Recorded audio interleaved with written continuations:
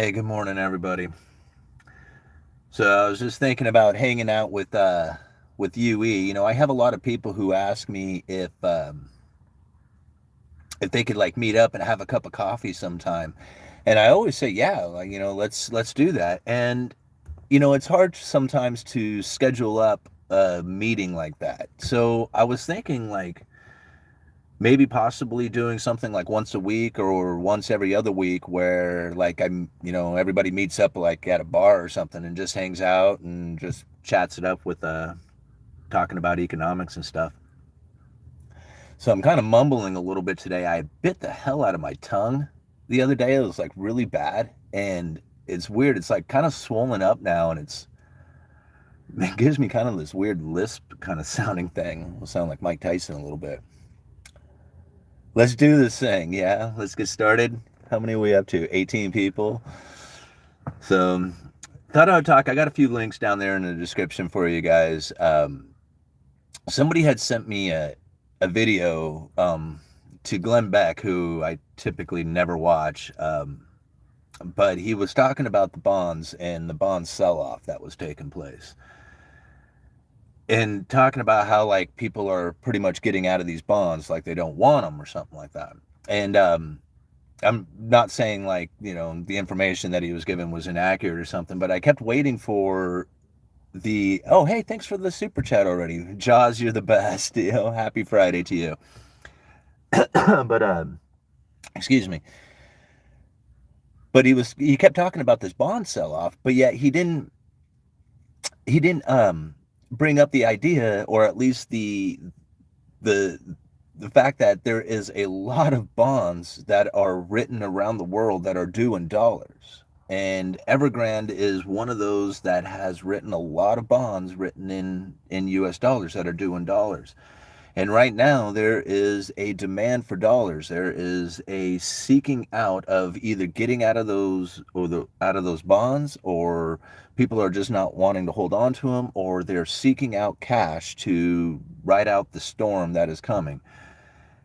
In any sense, it makes, if you think about it, if you are like Evergrande and you're in need of selling your assets in order to come up with dollars to pay those bondholders, the easiest way to come up with dollars is to sell US Treasuries. And if you happen to have them, that's going to be the fastest way to come up with dollars.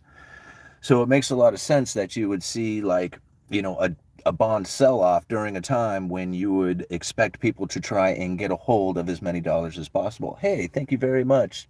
Tile? The Prince? Hey, right on. Very much. Thank you very much for that. Super chat, $9.99. That's really cool of you. When does the Fed finally raise rates? How does it actually look like? It's pretty interesting. When the Federal Reserve, like a lot of people,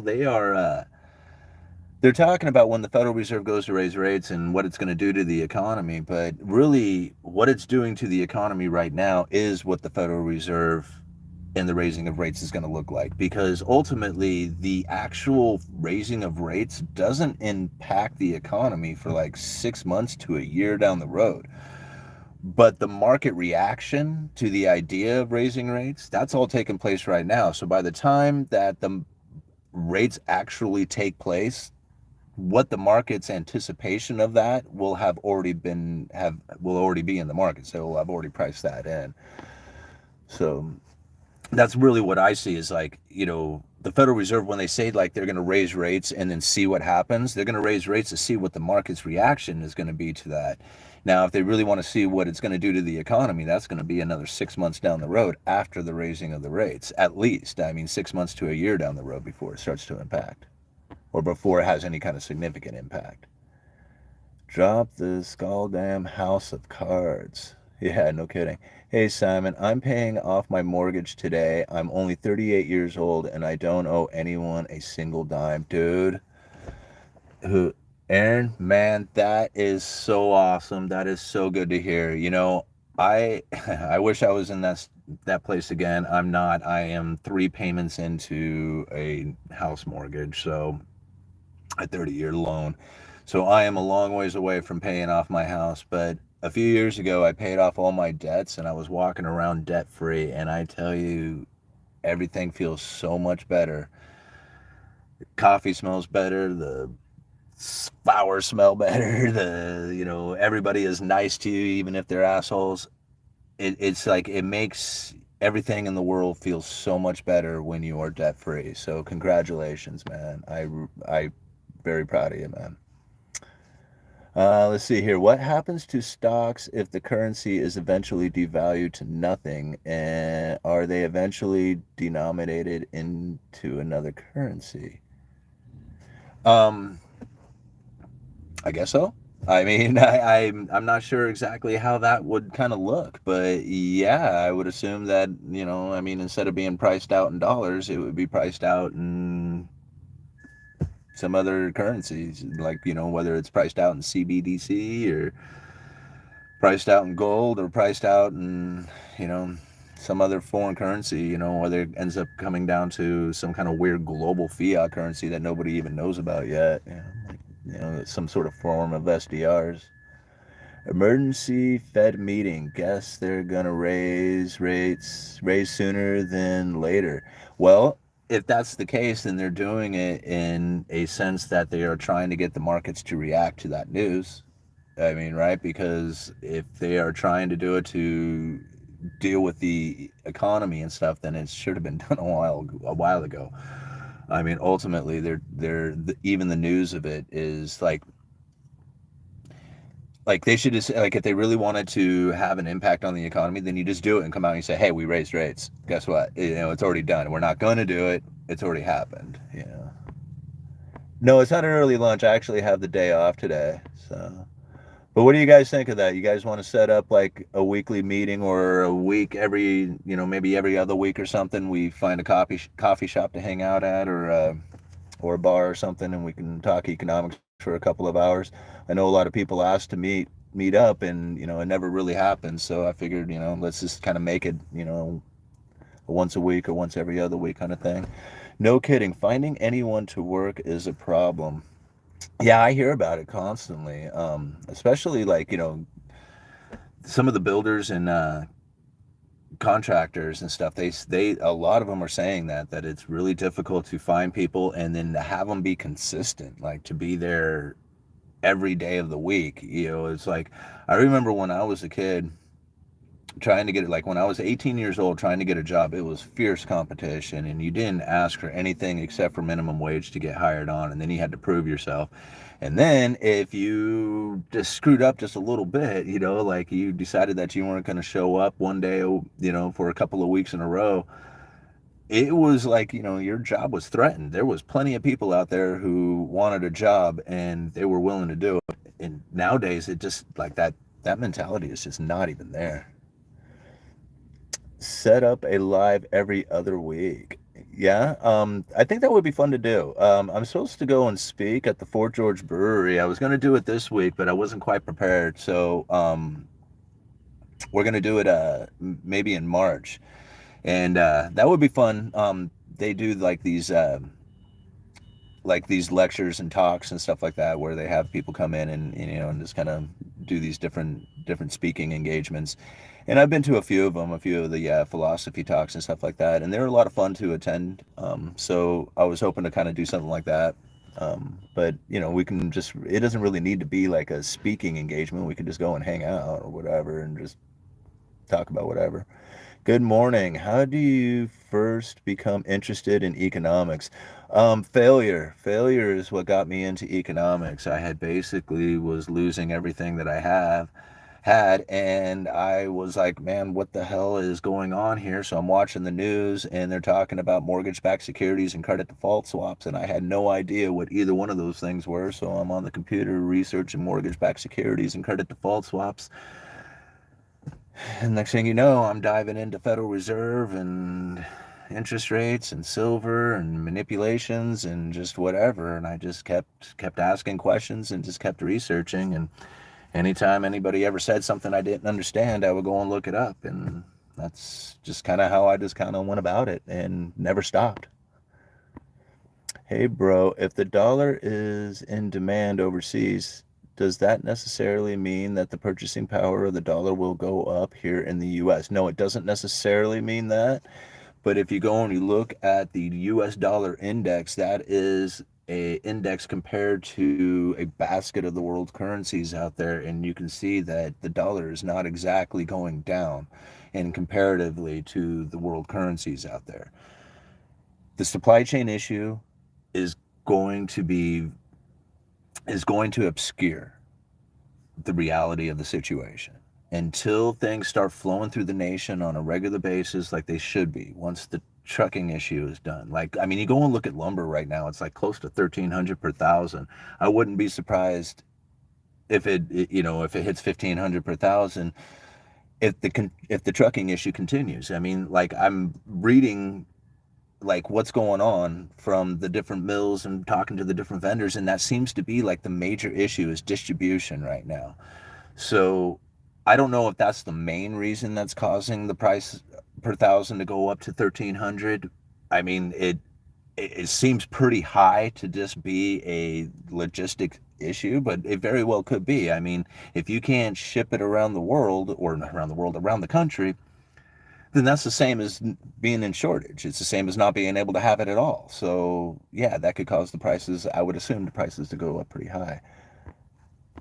All right, let's see here. What else? Man, you guys are really on it today. How many are on here? Oh, 134, right? Right on.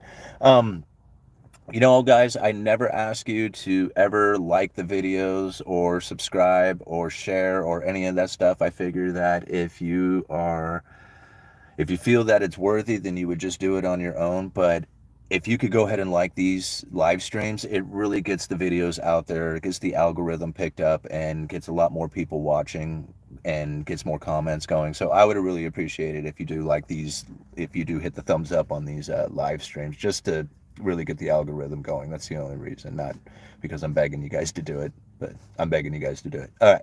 All-nighter. Yeah, good.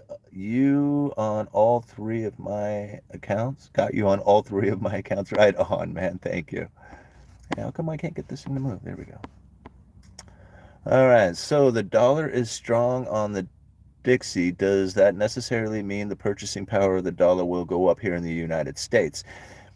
I mean, I can't imagine that it's going to necessarily do that. I mean, you got to think about it. If the dollar is growing on a world index, that means you're going to probably be able to buy these foreign goods at a cheaper price and bring them into the United States, which might be good for prices. But then we've already learned from the Cantillon effect that the more we do this, it drives even more people into poverty, which doesn't really increase your standard of living now, does it? So, I mean, does it necessarily? I don't know. I mean, I wouldn't say that it would be a necessity that it would happen, but all I guess I'm saying is like it's not a straight down shot for the dollar. I mean, there is a demand for dollars taking place out there, and it can't be ignored, or it shouldn't.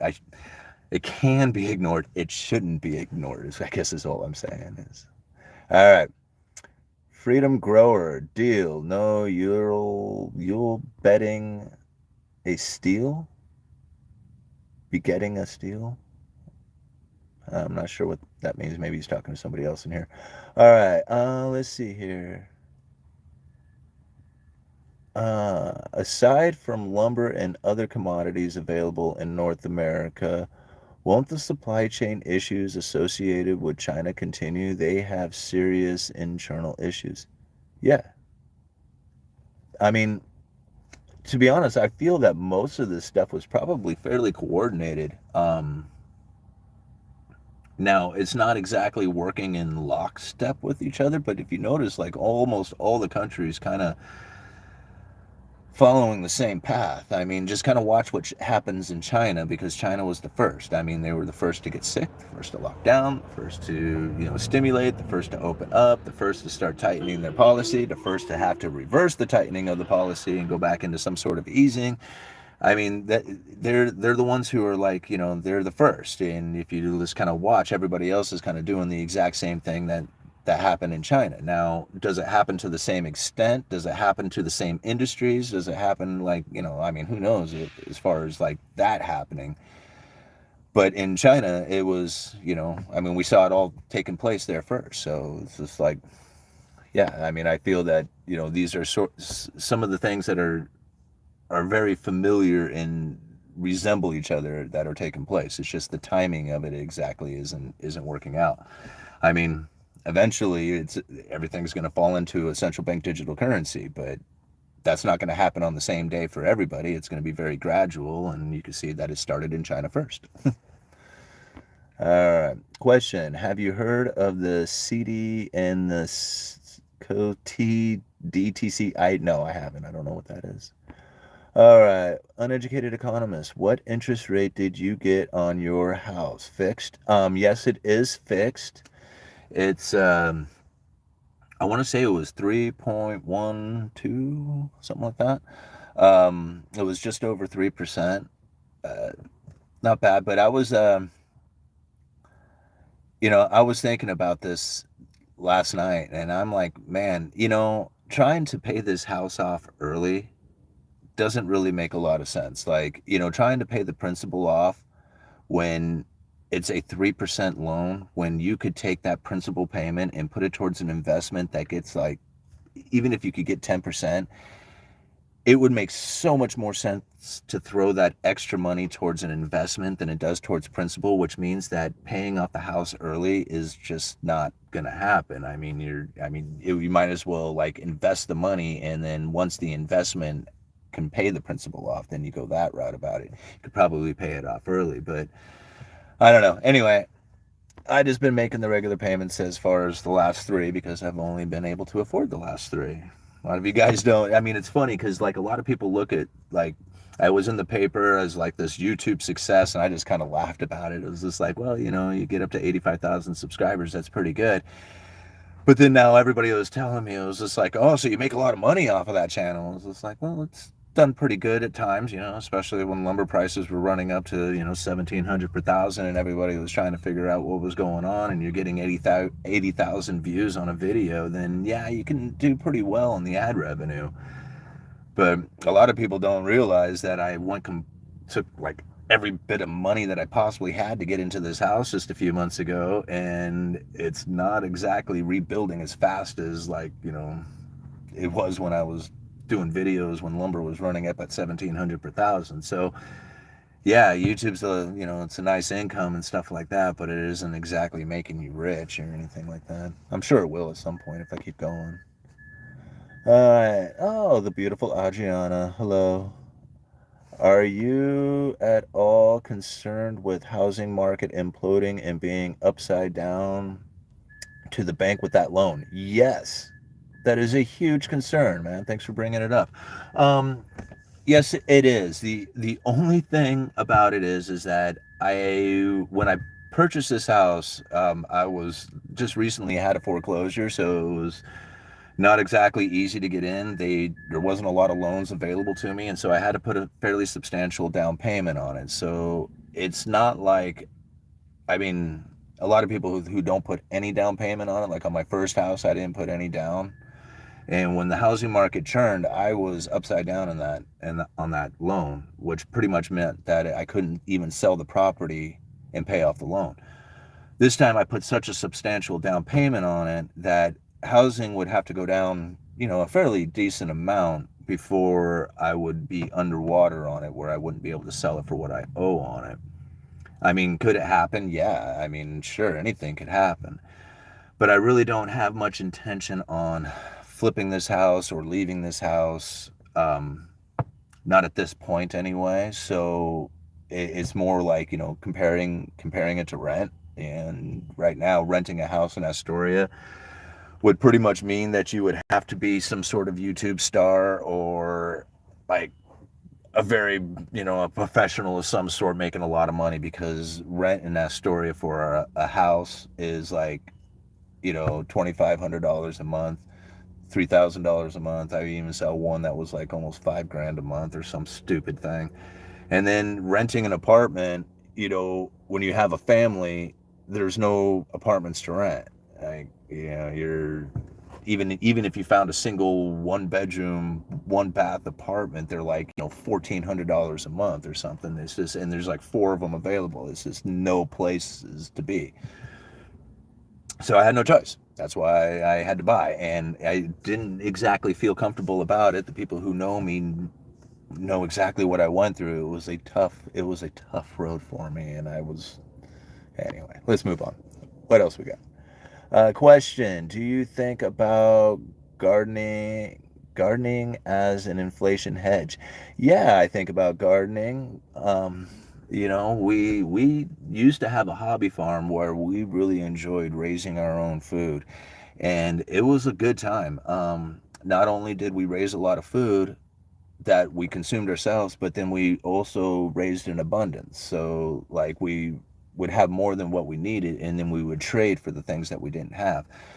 That was one of the greatest times of my life. I mean, I look at the connection that the family had during that time when we had almost nothing, and the amount of work and dedication that we put towards each other to make those things happen was unlike any other time in my life. Um, I mean, you can't go and put those things back together the same way, but you can go and put something in that you kind of remember the same way. But it was a different place and a different time, and I really enjoyed life back then.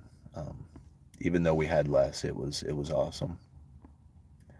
Hit the like button. Yes, please do so. I really appreciate it, guys. All right, $5. Thank you very much for the super chat. Wobbles.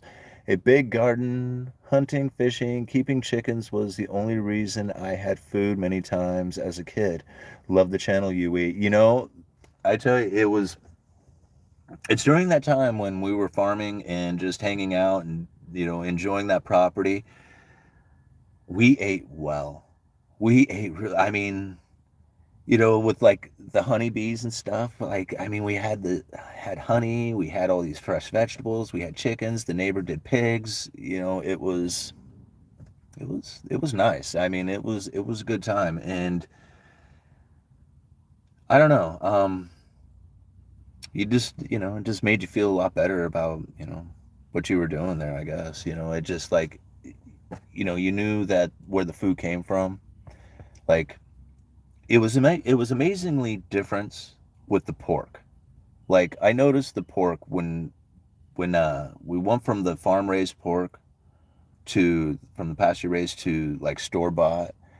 It was like a whole other animal. It didn't taste the same, it didn't look the same, it didn't smell the same, nothing about it was the same. And so like out of all the farm raised stuff out there, like I enjoyed the chickens and the beef, but the pork was the biggest difference in my opinion. Uneducated farmer. Yeah, I if you go and want to check out some of my farming videos that I had done on the hobby farm, it's everyday Napa, every day, like every day, EVERYDAY, everyday Napa.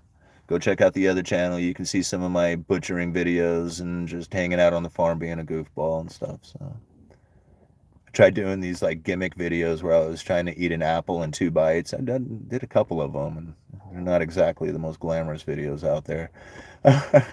Let's see here. With the Great Reset coming, what are ways that society can implement to prevent another vulture capitalistic world? Well, maybe if we had capitalism to like fight against, then we could like try and fight that or something. I don't know. People have this bad name for capitalist or capitalism, and I just don't see it. I think capitalism is, first of all, it doesn't exist here in this country.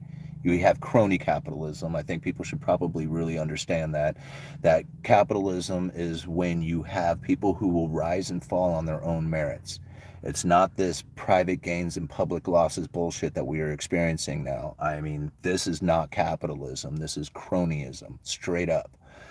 So to blame capitalism is like, I've said this before, it's like blaming the Easter Bunny, I mean, it's like, the Easter Bunny is the reason why we have all the problems right now. It's not capitalism, it's cronyism. And that's really what I think that people should try and understand. I mean, capitalism, I mean, yeah, there's a lot of aspects to it. Like, I mean, I've said it before, I mean, capitalism can be defined as turning natural resources into garbage as fast as possible. I mean, that could be one way to describe it, but ultimately, capitalism will bring you the best products at the cheapest price. Okay, end of story. Love the contrarian opinion on inflation. Eventually it stops. Eventually the supply chain catches up. I think it takes longer than you think, though.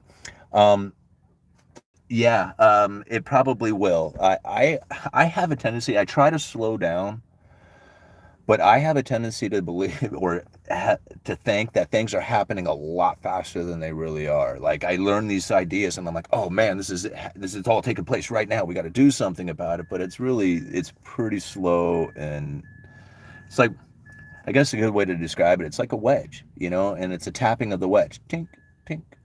Just keep tapping that thing, and eventually it's gonna split. It's gonna split the rock or the stone or the wood or whatever it is that you're tapping that wedge into. But it's all about those small taps, constantly driving that thing in. Immoral capitalism. Yeah, I guess there's some of that out there. Let's see here. For your information, those of you that want to move to North Idaho, forget it. I've researched. It's flooded with Californians. Nothing left for sake. Nothing. Oh, I bet you for sale, or it's pathetically priced. Yeah, I can imagine. I'm experiencing some of that here in the northwest corner of Oregon. I imagine most of the Northwest is probably that way. It's important. It's an important distinction to remind folks. We talking about capitalism and the crony capitalism, free market capitalism. Beef and pork are really night and day difference when farmed raised. They really are, and the chicken too. The chickens are amazingly different as well. Um, anything that's pasture raised is going to be far better than if you raise it in a cage with crap feed or something like that. But I don't know. To me, the pork was the biggest difference. I was just like I had a hard time even eating store bought pork for a while after we moved after we moved out of the off the hobby farm. When people talk about the $30 trillion debt, who is it we owe it all to? Um, Anybody who owns the United States debt. I mean, if you're talking about like the U.S. Treasuries, think about everybody who owns those U.S. Treasuries. I mean, it's everybody. It's retirement funds. It's corporations who hold assets. It's insurance companies. It's foreign nations. It's everybody, right? Everybody has a little piece of that U.S. debt. That's who owns it. It's everybody. Everybody we owe it to, and everybody is buying into it. Now, it's not every single person in the entire world, but as like an individual, you can buy a U.S. Treasury. But then if you're in a corporation, if you're an insurance company, if you're a country, it doesn't matter. Anybody can own part of the U.S. debt, and everybody does. So if the U.S. debt was to, like, if the United States, well, we're not paying our debts anymore, then you're talking like everybody's retirement fund fails, all these countries will fail, all the corporations, all their assets basically go to zero. And so it's not like possible. It's not feasible to do something like that.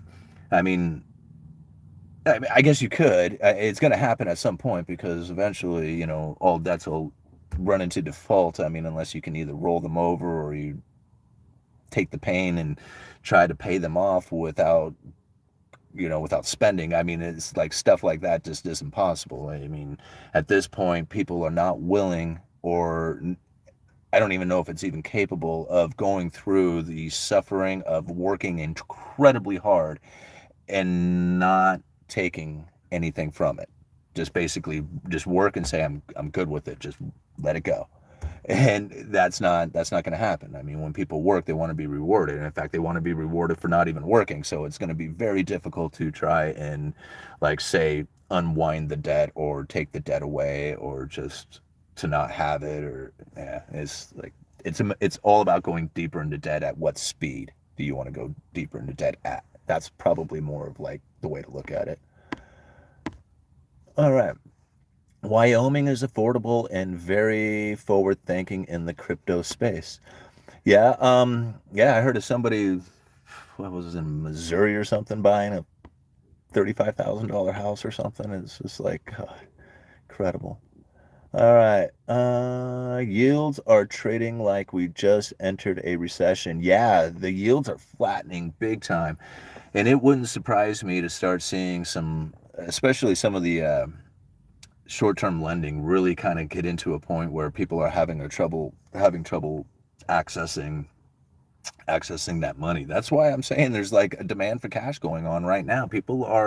There's going to be a liquidity crunch. You can see it happening. Like people are going to be like, oh crap, man, I can't find dollars. Like why isn't anybody lending any money? It's because everybody's like, oh man, it's too scary right now. I'm holding on to everything I got because I feel that there's going to be a downturn and then I'll have my buying opportunity. So yeah, when you see those short-term interest rates on the U.S. Treasuries rising as fast as they are, and that flattening of the yield curve, that is something to take a very big consideration of. I mean, that's not nothing to joke around about.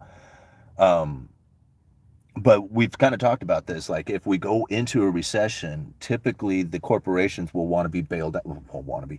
Typically, the government will want to bail out the corporations because that's where all the jobs are, right? So if you save the corporations, you save all these jobs and you keep the economy going. So you bail out the big guys, right? Too big to fail.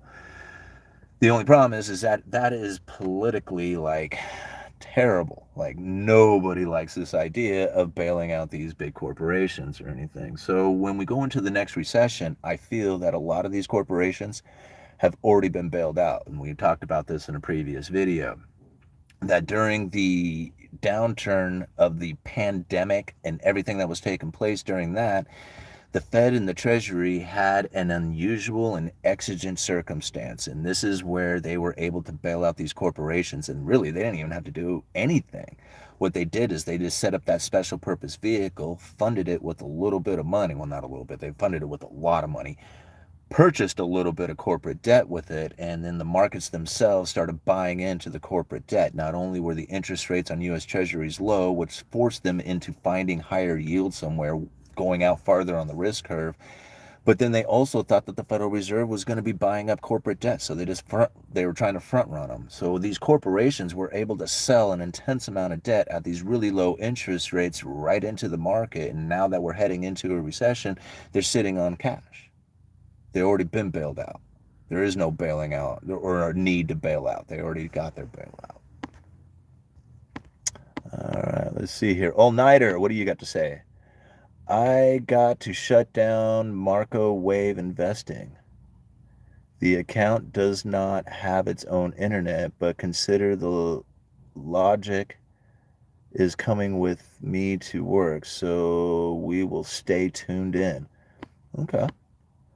Let's see here. Truth Troller. Oh, here we go. All right. Arkansas weed is legal. No applications or permits or inspections required to build your house yourself. I have just 60 acres and multiple buildings, and my taxes are $200 a year. Arkansas is the place to be, huh? Yeah, well, I guess so. I mean, my buddy was from Arkansas. He really enjoyed it. He thought Arkansas was an awesome place. He talked about it all the time. Let's see here. That's where I'm at, Jeffrey. By I'm on Arkansas side of border. Recession coming, UE. Yeah. I can believe it. To be honest with you, I think really like the recession probably has been here since September of 2019. I think that's probably where like the biggest issue started taking place when that huge corporate tax payment left the banks and went into the Treasury and caused a huge liquidity crisis to start taking place within the banks, and the Federal Reserve stepped up with that repo and started doing the whole overnight repo swap. I think since then there's been major issues. All right, our government is a Ponzi scheme, that's for sure. Uh, Go Freedom Convoy. Yeah, I am really I just love protests like that. I'm really interested to see how this plays out. Let's see, guys are moving too fast here. We've been in a recession, also been in active cyber war for years. Yeah, definitely in the cyber war, in the currency wars. Hardly any talk about that anymore, but they are certainly alive and well. I think that these interest rate battles, and that's probably why you're seeing so many people not working in lockstep together. Like during the great financial crisis, like all the central banks like around the world like kind of stepped up together. Like they all did the same thing at the exact same time, and it's not working that way this time. Yes, overnight bailouts. Hey, Wildflower, I haven't seen you in a while. I'm glad to see you here. Right on. All right. Sandman. Hi, by the way, have you heard anything about the investments done with police, firemen, and rescue, their pensions to be more precise, Miami, Florida? Um, no, I don't know anything, specific about that. I'm sorry. I just kind of been listening to or reading some of the articles talking about some of the pension funds and some of them are funded well. Other ones are really underfunded and have some serious issues with some of the like investments that they have chosen to do. Like I heard of like this Oregon pension fund that had invested heavily into this cyber hacking computer thing. Like they were basically, and it's not like just like computer hacking and like getting into people's like information. I mean, it was like officials, like government officials and stuff like that. I'm not sure exactly the details on it, but I just remember like thinking, yeah, that's pretty typical, for Oregon being like this super progressive state, trying to be like, I don't know what they're trying to be, but then, invest heavily into this cyber like hacking group or whatever it was. I giggled about it. I'm like, well, I don't have an Oregon pension fund anyway, so I don't care. I mean, I do care. I just don't care because it doesn't involve me personally. All right. Oh, how high do you think interest rates can go? On what? Are we talking the Fed funds level? Because I think anything beyond neutral, which is probably somewhere around 1.5% to 2%, is going to be very unlikely. Now, if you're not familiar with neutral rate of the Federal Reserve has what they call the Fed funds rate. That's like their target rate for the big banks to lend to each other on an overnight basis. That's kind of like the idea behind it. It goes much deeper than that. It gets really complicated, but ultimately that's what the Fed funds rate is. It's like their target interest rate for big bank overnight lending. And if they have like a neutral rate on that, anything above that is restricting the economy, anything below that is accommodating the economy.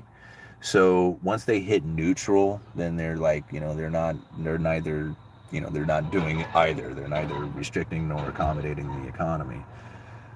So once they hit like 1.5, 2% on that Fed funds level, that's where I think that and I'm not the only one. I mean, other economists have said that. So that's probably where the neutral rate's going to be.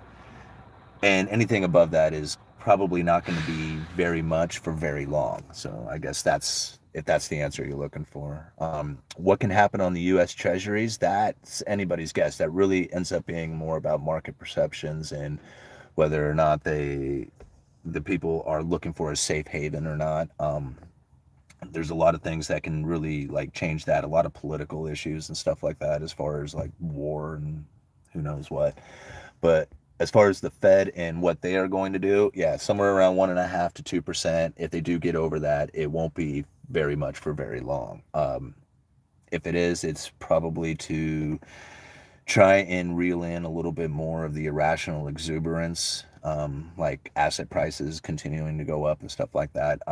That would be the only reason why they would continue to allow it to be over. But ultimately, the Federal Reserve is not going to do anything that is going to damage the housing market or the mortgage market. They're not going to do anything purposefully to do that, only because they have stated time and time again that in order to have a functioning monetary policy, they have to have a functioning mortgage market. So it they will do their damnedest to keep it from failing. Whether there's a housing downturn or something like that, like, as far as prices and things like that, that could happen. But the mortgage market, the lending, all that stuff, that will definitely continue. um, just to what price level is and interest rates.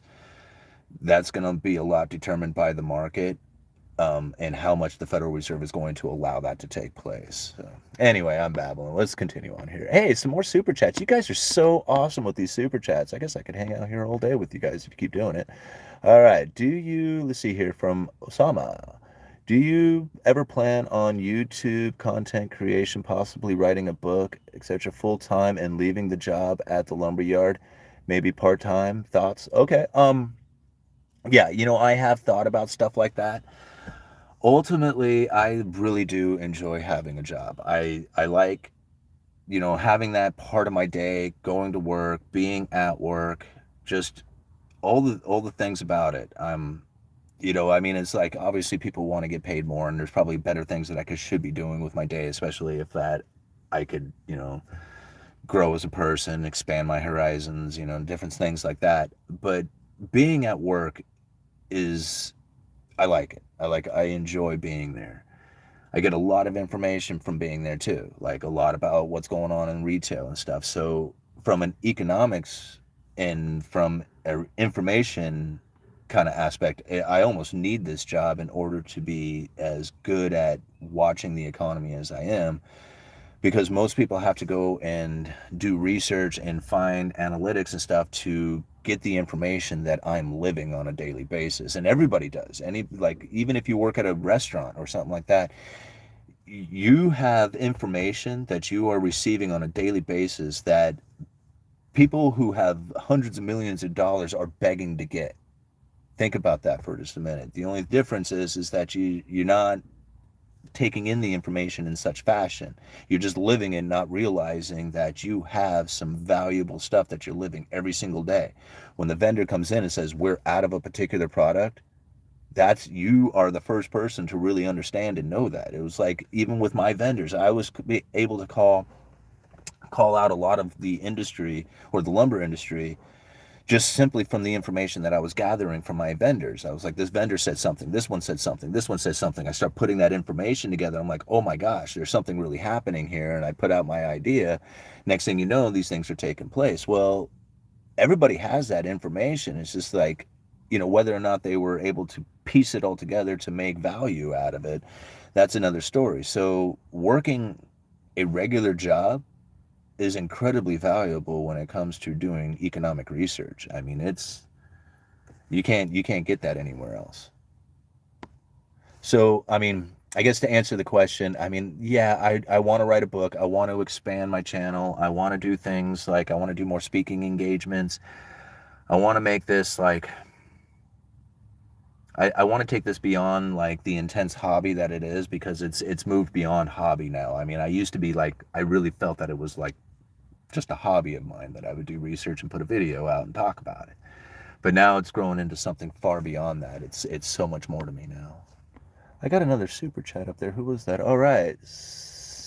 Miss Stephen Sherman. I'm sorry, there's a huge glare on my camera right now. I can hardly read the screen. Great job with the channel. Do you think DXY is misleading when it's based on allied countries all debasing currencies and similar rates? Look at RMB versus USD difference picture. Yeah, I mean, I guess the question is it misleading and is it accurate? I mean, I'm not sure if any information that any country or bank or anybody puts out is accurate. This is something that we had actually talked about way early on in the channel, was FASB 56. And I think the title of it was FASB 56 Legal Lies, on my channel. And pretty much this is where the government came out a few years ago and said that all the numbers that you see on the news, all the numbers that the Fed gives out, all the numbers that comes from the government as far as their budgets and, balance sheets and stuff like that, is fake. They straight up admit it's fake. They say it's for national security reasons, or some, I forget exactly what their excuses are, but they pretty much said that they are not fake to the point that it would mess with you in your judgments for your retirement funds and stuff like that, but they're fake to the point that they cannot give you the accurate information for the security reasons. Go check it out, FastB56. I did the video on it. There's hardly anybody who talked about that back then. So can you trust it? No, you can't trust anything. I mean, we might as well just turn off the channel and turn off all the information and just forget about it all, because really anything that we're looking at is ultimately their information that they are guiding you with. I mean, that's all there is to it. Go check it out, FastB56. All right, propaganda, that's what it is. But they love us, yeah, right? That's why you got to get, that is why you need to be in gold and silver. That's why investments in stocks and everything out there, like if you do not physically have it in your hand, like if you do not own it, then it's up to somebody else's, and up to somebody else's judgment, somebody else's interpretation, somebody else's willingness to give it to you. Good to know. Thank you. Yes, you are welcome. Yeah, like I said, I don't know to what extent that the legal lies really go. Like I said, they said that it was going to be to a point that it wouldn't mess with you and your judgment on making investments, but I do have to question that one. Really. Do you or your vendors think Freedom Convoy will affect lumber prices building season? I think it already is. I think that's the reason why you're probably seeing the lumber prices up as high as it is. I don't really feel that there is so much demand and so lack of availability from the mills, like shutting down due to COVID or curtailments or something like that, that would cause the lumber prices to be as high as they are. I mean, I know a lot of people are going to be like, well, money printer go burr. Yeah, I get it. I mean, money printer go burr, make all that stuff happen. It's really difficult selling 2x4s at $10 a piece. Okay, so you can price a 2x4 at $10 a piece, but I had to sit on the phone with a guy who was buying 40 of them, right? His crew had come down and buy 40 of them. I'm taking a credit card payment over the phone, and he is just beside himself that his 42x4s is going to cost him $400.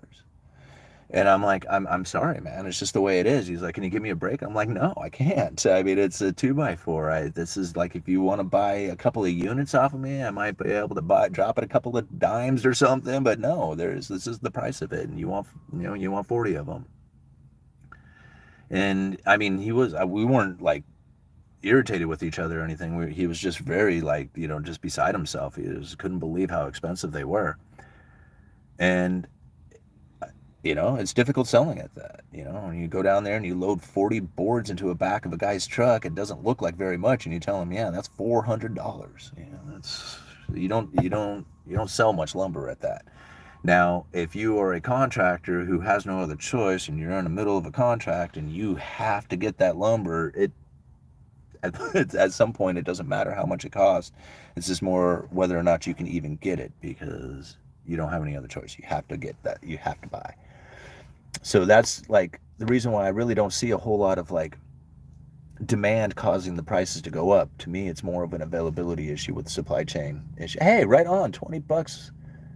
Thank you so much from Gene towards your principal payment. Well, thank you, Gene. That is very cool of you. That is very cool of you. Thank you. To be thinking of like the principal payment. Is it better system than centralized Fed? Sorry, I missed what is.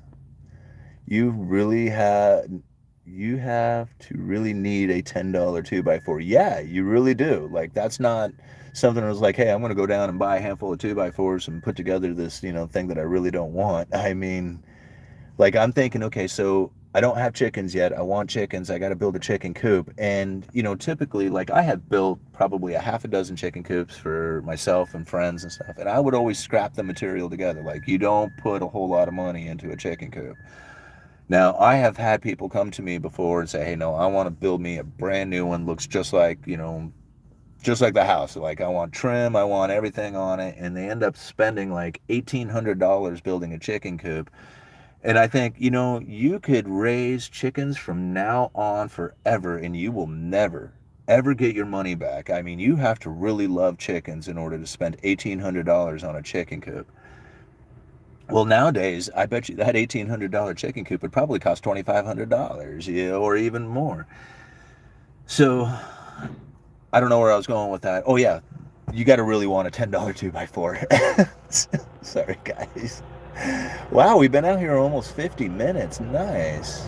I don't know what I'm gonna do today, so I don't know. Maybe we'll just run out here until the battery dies on my phone. We did our basement framing at the top. Glad we have it done, but wow, did it hurt. Yeah, I mean, that's the thing about it. At some point you just have to say whether or not, that you either want the product or the project, you want, whatever it is that you're building, or do you want the money? Because really the money doesn't do anything, but you might enjoy the new basement or the new deck or chickens. All right.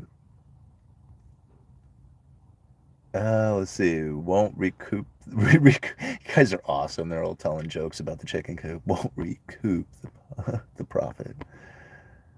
That's a chicken condo. All right. Do you know much about the gas prices going up by 90% in the UK? Any idea how it could play out? Because many people are worried about choosing between eating and heating. Yeah, that is really a pretty scary situation when you think about it. Ultimately, I don't know a lot about it. As far as any information that I could give you that would be any differently than what you're probably hearing out there. The only thing I think about when it comes to extremes is that at some point those reverse. And I know, like, during the times that it happens, that it just seems like there is never going to be an end to it.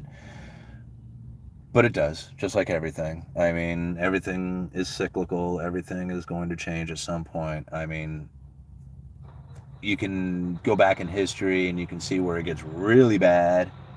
So, I mean, I guess you could prepare for that and think of the worst case scenario and try and deal with it. Or, you can try and see that it is just a time issue and that eventually the pressure will relieve and you'll be, going back into something that would be, resembling a normal that you can relate to. Nothing ever goes back to the way it was, so there will always be changes that you have to deal with from that point on. But anyway, that's the way. I mean, I don't. I wish I could give you like better encouraging things, but it just sucks while it's happening. So it's just how you deal with it. More super chats, man. You guys are on it. Take my money. Hola. Hey, I'll take it. Thank you so much for the $4.99. That is very cool of you. Have you heard about individuals being assigned ESG scores based on what they buy, sell, who they buy and sell from? No? Um, I haven't. Common law and the Treasury. I built a $60,000 chicken coop. Redwood sighting. I've heard of people building some chicken coop mansions. Ben did some research. Funny, I lived in Idaho my whole life and I've never seen a flood of Californians in northern Idaho. How is fishing in Astoria, and how far are you from the ocean? Well, that's a good question. So the fishing here on the Columbia River is usually pretty good. It's seasonal, so you got salmon and sturgeon. Those are the two big ones that they fish for out here. And then the mouth of the river really isn't that far away. I can practically see it from where I'm at. So really, people run out to the ocean all the time, and they go out there and tuna fish and stuff like that. So pretty popular area for commercial fishing. That was like kind of the big industry here for a really long time. It was like huge here. But logging and fishing is like the two big industries, and then now it's like tourism and expensive money moving here or something. I don't know. Expensive money, is that really a term? Making stuff up now. But of course, a lot of you think that I do that anyway. So anyway, where will wood pricing be in November of next year? Holy moly, I have no idea. Are Californians really flooding northern Idaho? Man, you guys are on this, northern Idaho and Californians. Hey, more super chats. You guys are awesome. Chris2401, thank you. Here is partially towards a meal with the family. Also, what happened to mail call? Did I just miss it? No, I did a mail call yesterday. Oh, with the coins? No, bro. No, I did it yesterday. Towards the end of the video, we showed off the coins, and I got some children's books. Oh, the Bank of International Settlements video. Yeah, I'm gonna go finish that. I'm gonna sit down and focus in on it. I got about halfway through the video. I was trying to listen to it as I was driving, and I couldn't really follow along very well with it, but I know I keep saying I'm going to do it. I got to focus down because it's like a half an hour or so, and, with the kids running around and stuff, I really have to be focused in to really, bring that information in and understand it. But I will watch it, I promise. I promise. All right. How is the pricing going to be in November for wood? Oh, we'd already did that one. Let's see here. Just call it old money and big new money. There you go. That's the way to describe it. Geothermal was surrounded by hot lava. It survived. Let's see.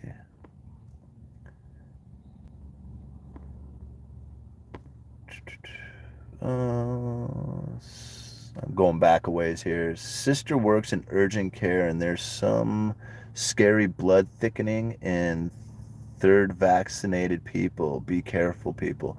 Yeah, the blood clotting issue from that vaccination. I keep hearing more and more and more about that stuff, and I am a lot of times I don't really listen to a lot of the rumors out there. I'll listen to them, but I'll wait to actually see somebody physically with that issue. Once I do, then all that other stuff that I've been hearing starts to have a lot more validity to it. So. Let's see here. Please listen to Marco Musing podcast and the Dan Alberts. Many light bulbs will light up. Both my neighbors are from Wisconsin. Right on. I have family in Wisconsin. A bar in town stopped allowing people from Washington. New family moved in down the street from Oregon. Yes, Californians are coming. The flood was 20 years ago.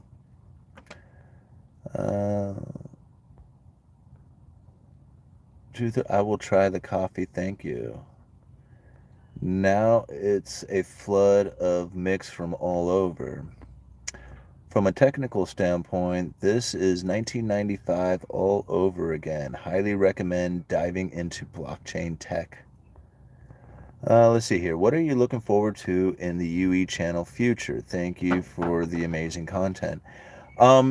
Ultimately, the only thing I'm really kind of anticipating to do with the channel is I would like to do interviews. I would like to do more like Zoom interviews where I actually do the conducting of the interview. Outside of that, I'm not sure what to do, guys. When I started the channel, I really didn't know what I was doing, and I just kind of listened to what you wanted and started putting out videos and didn't really change much about anything I was doing. Everything that has happened as a result of just doing that common thing. So, going and speaking at the Rebel Capitalist, that was, George called me up and invited me, which I was just absolutely blown away. I still, I can't thank him enough, because what an experience. All the channel growth and everything that came from it, it's all kind of happened on its own. I didn't push any of this stuff. It just, I guess basically what it was is that I didn't like if I felt afraid of it, like going like I, to be honest with you guys, I was scared shitless to go down to Rebel Capitalist. But I figured, this is when you do it, when you don't feel comfortable about it, when it scares you, when you're thinking you can't get it done. That's when you step up and you do more of it. I mean, that's when you challenge yourself. Right now, I just feel like the one thing that I really need to do and is probably end up like writing a book. Like I feel that if I had a book, then I would have something to sell. Like right now, I don't have anything to sell. I just come out here and I just make videos. The only thing I'm selling is like the entertainment of you guys watching and stuff. I'm trying to put out information and have a discussion about it. But if I had a book, then I would have something to sell. And it would be fun to be able to go out and have a speaking engagement and say, yeah, well, all this information and more is in this book, and then try and sell that. That sounds kind of fun. Like I could see myself doing something like that. Um, I don't know. I mean, what do you guys think I should do with this channel? I mean, outside of doing what I'm doing. All right. People from all over, overpriced affordable housing. Yeah. Morning, brother. Don't forget, pension funds must hold bonds, all based in EU, hold negative interest bonds. Think about that for a minute. We'll never get a check of value in the future. Great reset. Yeah, that's a scary thing to think about, is like, pension fund holding a negative interest rate bond. I mean, oh my goodness. Keep doing what you do because it's working. Yes, thank you, Lenny. That's kind of the reason why I never really changed anything about it, is because it works. It's working. Um, let's see here. Jim, how do you think people felt in 1930s America was dead and gone, but then it wasn't? Let's see. What do you think Jeff Snyder and his Eurodollar analysis? I like Jeff Snyder. I think he is an excellent guy, and I love that information that he puts out there. Um, Very few people, talk like Jeff Snyder, and it's pretty interesting. This is where like I feel like the dollar milkshake theory kind of stuff really starts to play in that there is demand for dollars outside of this country. Like there is a demand, there is a like everybody's focus is in on the Federal Reserve and the domestic monetary policy that takes place. But there is a world reserve currency that the Federal Reserve is also trying to deal with. And this is where you end up with the idea of like Triffin's dilemma and stuff. It's like, how do you provide the world with the currency that they need in order to function, and at the same time conduct your monetary policy? And really the ultimate way of getting like dollars out to the world is to buy their stuff. Anyway, let's see here. Can anyone see this comment? Oh, I can see it. Let's see here. Why can't you do a video series and sell it? People ask me about that one too. Like, what would I do if, like, I just feel like the stuff that I do is really more about starting a conversation. And if I'm selling it, then I'm not really starting a conversation. I'm just trying to sell you some information. And I don't know. I mean, I'm not sure what I would sell. Like, I'm not sure what information that I would be giving you guys that would be like worthy of a sell, as opposed to putting out information and having a conversation about that. I think that's probably more in line of what I'm doing, is trying to start a conversation as opposed to trying to sell the information itself. I'm thinking about a hostile takeover of the Fed. Yeah, go for it. Those that think they can move to Idaho, man, back into Idaho. I'm not going to read Idaho stuff no more. You guys are just, you guys, I mean, not that I don't like Idaho. It's just like, let's talk about something else.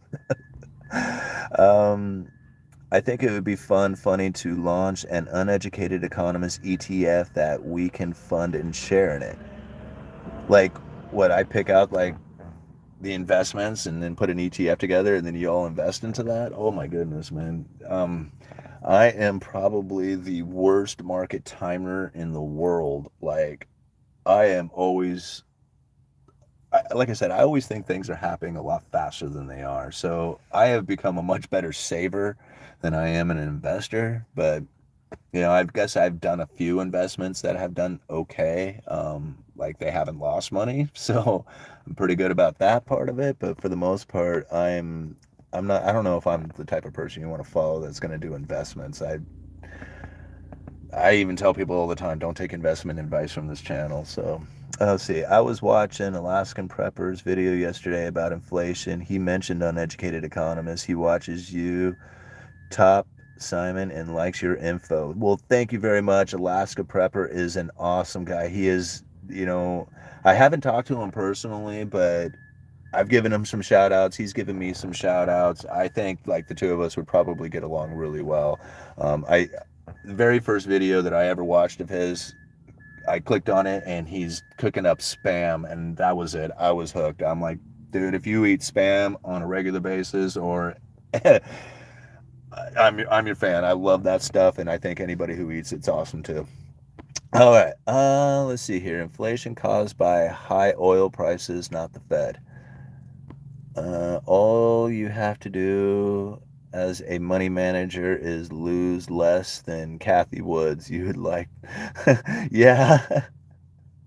I shouldn't laugh. Why we have a problem with sovereignty and solvency right now, and the central banks are at the bottom of it. I don't know about a solvency problem. We certainly have a sovereignty debt problem, but like Greenspan said, there is zero chance of U.S. default. There is zero chance of it. What they cannot guarantee is the purchasing power of that money, but you will definitely get paid something. Sell the blue dice. It's funny. I have an assistant. Her name's Chandler. She kind of helps me out with some of the social media stuff and kind of, does some of the back, behind the scenes things. And one of the things I said, I was just like, we should get some blue dice to sell and see if you can get a U and an E on it. So she kind of went to work on that. And I don't know, maybe we can get some of those things rolling at some point. That would be fun. Do a video series, autobiography, and I would pay to hear your journey. That's kind of an interesting one. I do like talking about myself, so. Hey man, cooking chicken's thighs on the smoker. Enjoy your stream. Have a good one. That is so rad, the goldfish, because chicken thighs are by far the best part of the chicken. All-nighter, working in a dead zone for service. Taking off. Thanks, Simon. Alrighty, all-nighter. You have a great day, brother. Eternal doorman. We don't know which countries the money belongs to, so I'm talking about national sovereignty. Yeah, yeah, it's an issue. Like, you cannot go this far into debt and think that you're going to get yourself out of it. That means you're going to go deeper into debt. That's a problem. That is a sustainable issue. Like, you're not going to be able to sustain that forever. So to think that there is not a problem coming from the sovereign debt issue is, there's a problem. You'd be delusional to think that there isn't. How far out that's going to be, that problem, and what they're going to do to try and push that problem off is anybody's guess. Like, nobody knows when that's going to come or what games that they can play to postpone it from taking place. Nobody knows the severity of it. When it does get severe, and if it gets bad, it can get really, really, really bad. Now, I don't want to put out like doomsday scenario kind of stuff because I can't tell you what's going to happen into the future. But if you can imagine trying to pay off debt and not taking anything, like working incredibly hard and not getting anything for it forever, for a long time, like you will not know when that will change. That's the type of pain that you would have to go through in order to fix it. So is there a problem? Yeah, it's a huge problem. Just how long is it going to be? You can't fix it. And then how far can you push it off for? That's really what the issue is. Let's see here. When the markets get a haircut, where do the clippings go? Well, it's more about like, and I hear a lot of people like say haircut, And ultimately, when you're buying on margin, you have to put up a little bit of money in order to buy a bigger chunk. Like you can basically borrow money or borrow stock by putting up a little bit of money. If they raise the margin requirements, meaning that you have to put up increasing amounts of money in order to buy that stuff, that's a haircut. That's less money going to the investor who is buying that stuff on margin, right? So if they increase those margins, that's the investor taking a haircut. If you are like have an investment that goes down in price, that's taking a bath. Right? So there's like, a difference inside of that. Like a haircut means the investor doesn't get as much because they raise the margin requirements, the amount that you have to put up in order to buy a stock on margin.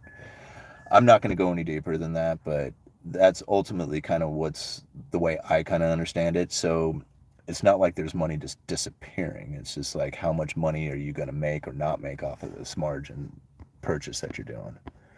Great job at Papa John's today. They're paying me more than the job that wanted me to have work experience. Pretty sad, huh? Weird. All right. Remember, it doesn't necessarily take a glut of sellers to crash a market, just a lack of buyers.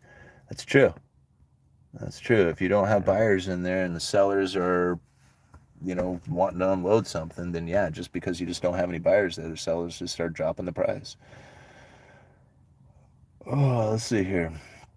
If this blows up big time, I think the states will run from the Fed. Maybe the states will even print money.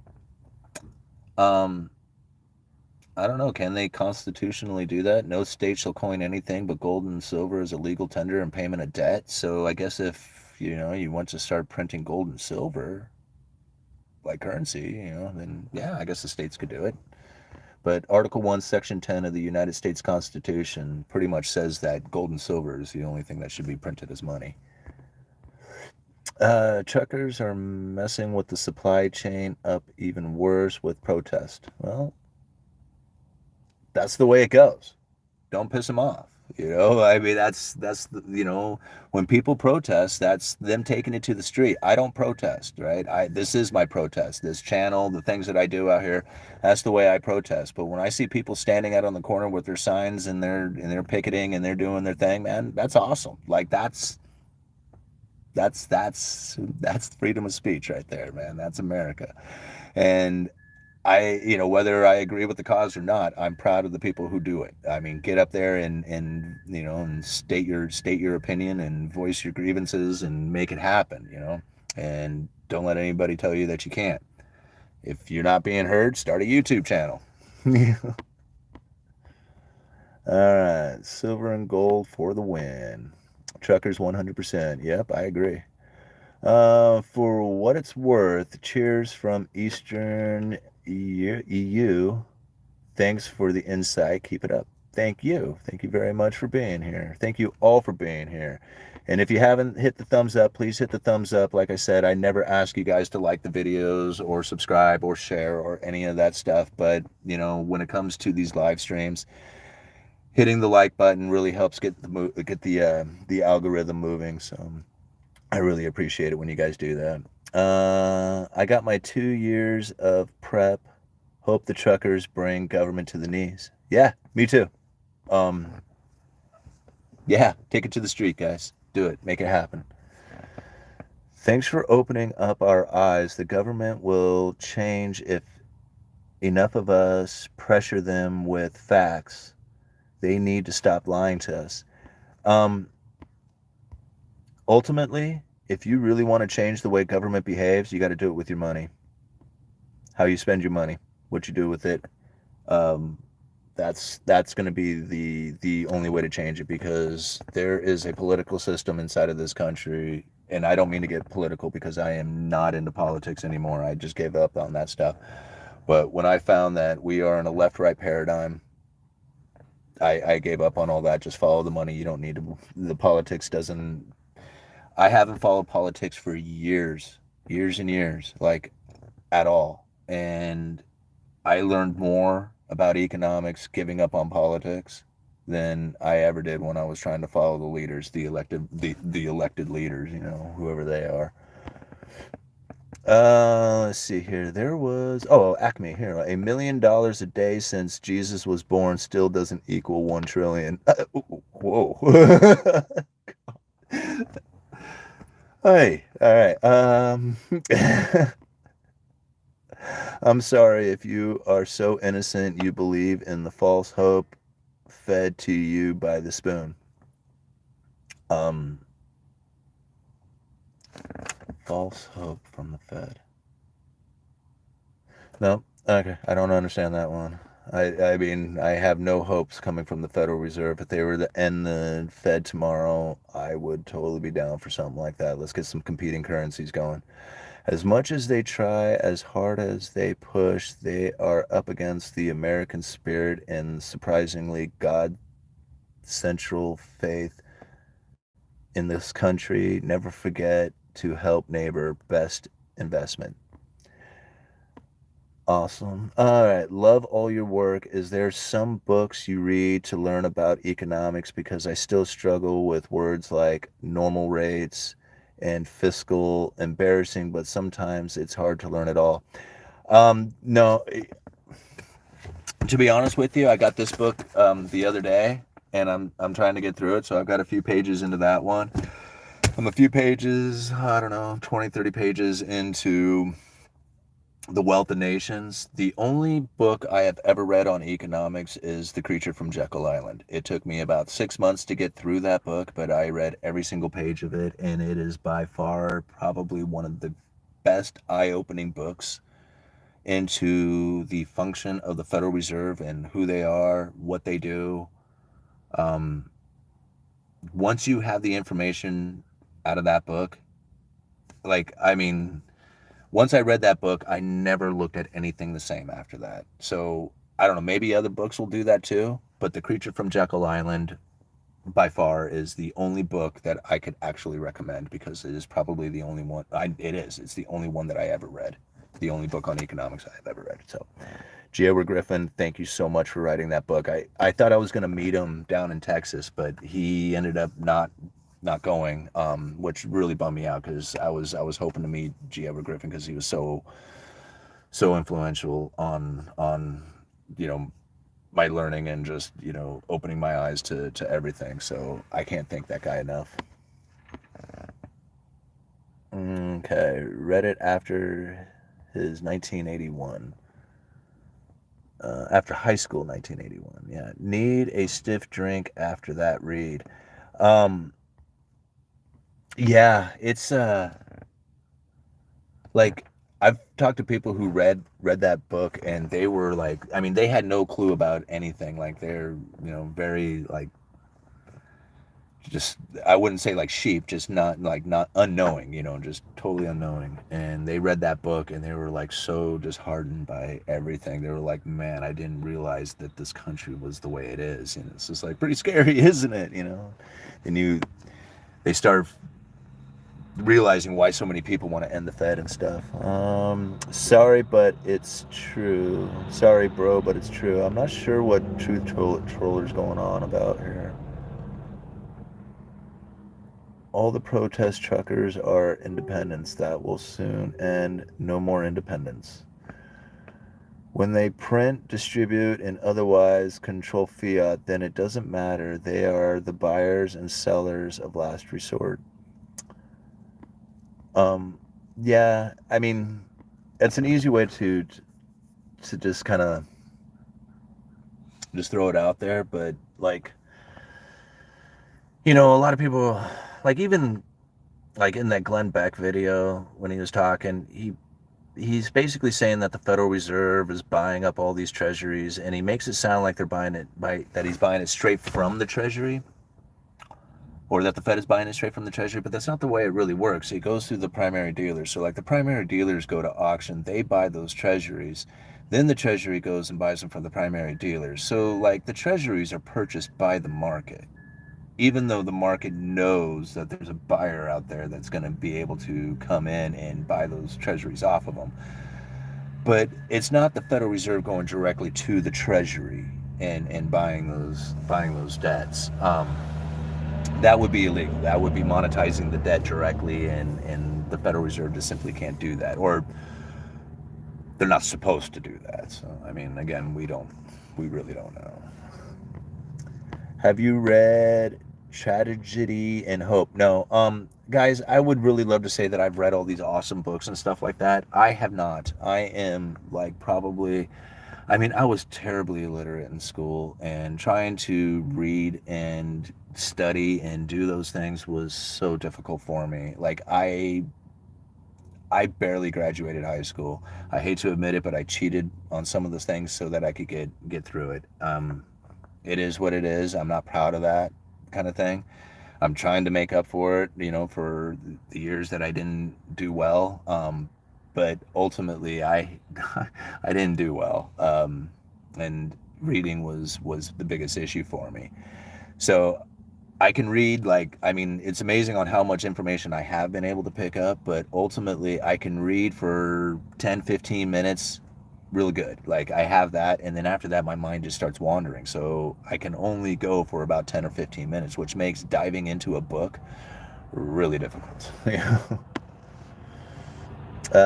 Took me about 4 months to get through The Creature of Jekyll Island. Definitely an eye opener. Well, I totally agree. I mean, it's one of the best books out there if you really want to learn about economics.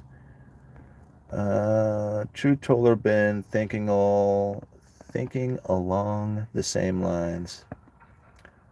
What was he saying? There is an agenda to destroy everything and usher in much more control. Oh yeah, definitely. Definitely to push in more control. I mean, it's happening, and that's one of the reasons why I feel like everybody should have gold and silver and cryptocurrencies and things that are like separated from the system. And I know a lot of people are going to argue with me about the cryptocurrency thing.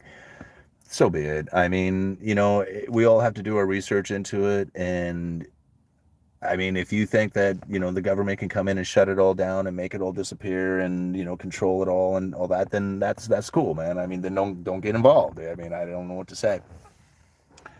But you're going to have to get into something that's outside that system, something that they cannot reach out there and just take from you, like a bank account, or even, the possession of like property, being on your house. I mean, it doesn't take very many men with guns to kick you off your property, and I'm not one who really is looking forward to being in a gunfight, I mean, so like those type of things are not something that I really want to sit around and think about and prepare for and be, like waiting for to happen. I mean, that is not the life I want to live. That's not the life that I want my kids to try and understand for a daily concept.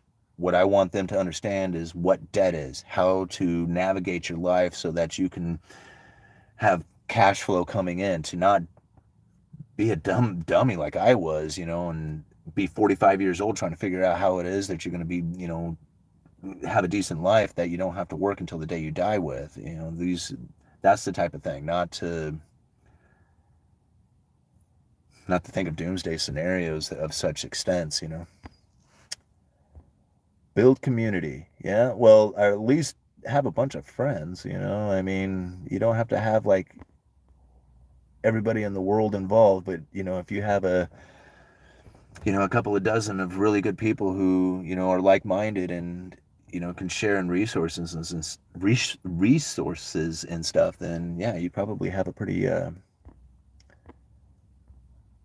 strong preparation to it if you have that many people along with you for the ride. So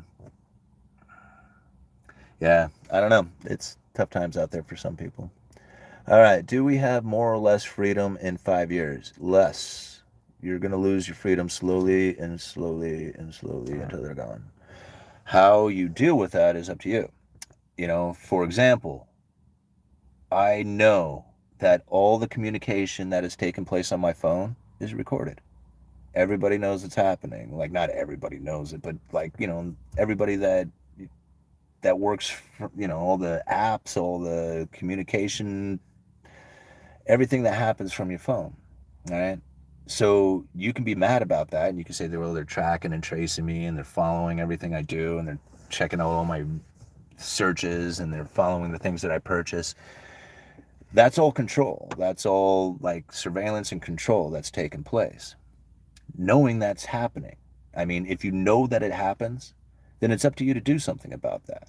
Now, you can either be fearful of it, or you can say, my communication that I have with my wife is going to be encrypted because that's information that's only for me and her. So that's where you get your freedom back, is you start there. You start with, my communications will be encrypted from now on. And then you start stepping it up from there. My security. How do I secure at least some of my wealth, if not a good amount of it? These are the type of things that you have to be involved in and think about. The amount of freedom that you have is pretty much non-existent. If you cannot spit out the Bill of Rights, then what are your freedoms? Do you know? Do you even know what your freedoms are? If you cannot sit there and spit out all the first 10 amendments to the Constitution, right? The freedom of speech, the right to bear arms, the right not to have to quarter troops unless during a time of war. The Fourth Amendment to the Constitution is really the only one you have to memorize by heart. So when somebody comes up and says, can I search your vehicle? I'm coming into your house. All the other stuff that goes along with it, you have the Fourth Amendment right? The rights of the people to be secure in their persons, houses, papers, and effects from unreasonable searches and seizures shall not be violated, and no warrant shall issue but upon probable cause supported by oath or affirmation, particularly describing the places to be searched and the persons and things to be seized. Show me the warrant. That is the only one you really have to memorize. That is the one that's going to protect you. Now, there is nobody who's going to step up and say, hey, man, I feel that there's constitutional rights being infringed on right here, unless you know it. Unless you know it, there is no freedom. There is no rights. You don't have any of that stuff. You have to be able to defend them at the time that they're being infringed on. And if you don't know they exist, then how would you defend against that? The right to due process, the rights of the accused in a criminal case, the rights of the accused in a civil case. The rights to be free from cruel and unusual punishments. I mean, these things, you have to know them. You have to memorize these things, and nobody does. And since nobody has this stuff memorized and nobody lives that life, then there is no freedom. The people will just vote their freedoms away because they don't even understand what they were to begin with. They didn't even know that they had lost them. Let's see. Uneducated, have you heard of the nomad capitalist? If not, please check them out. It seems like I have. I mean, well, it seems like I've talked with them. Anyway, I will. Nomad Cap. Yeah. Love your channel, man. Keep. Okay. I imagine that was probably keep up. Right on. Thank you. If you don't know, government don't care that you don't know. Yeah, that's right. In fact, they're probably happy that you don't know. What we want and what is needed is two different things. That's why I say it's sad that has happened to America. Holy moly, we've been going like an hour and a half here, guys. You're all so awesome. 216 of you. Right on. And thank you so much for all them thumbs up. 231, 232. You guys are so rad. I really appreciate it. All the super chats you guys donate to the channel, support the channel. It's just so awesome. All right, Truth Troller. I actually bought a bunch of steel and it's all in my shop. It's gone up in value 3 times since I purchased it a year ago. Yeah, that was probably a pretty smart move to load up on a bunch of building materials last year when the prices dropped, especially like with lumber. I mean, hell, 2x4s went from $13.50 down to $3, and now they're back up at $10 again. So there was a few people who jumped in on that. But another to check out along with Nomad Capitalist is Sovereign Man. Yeah, go check those guys out. Let's see, is there any other questions up in here? They can stop nullification, build local communities, currencies, economies, etc., or go where you are treated best like Nomad Capitalist. You should have dropped out, went to work. Would have been better for you. to suffer early. Yeah, I guess. Your channel is my favorite. Much better content than the other channels using clickbait doomsday titles. You deserve way more subscribers.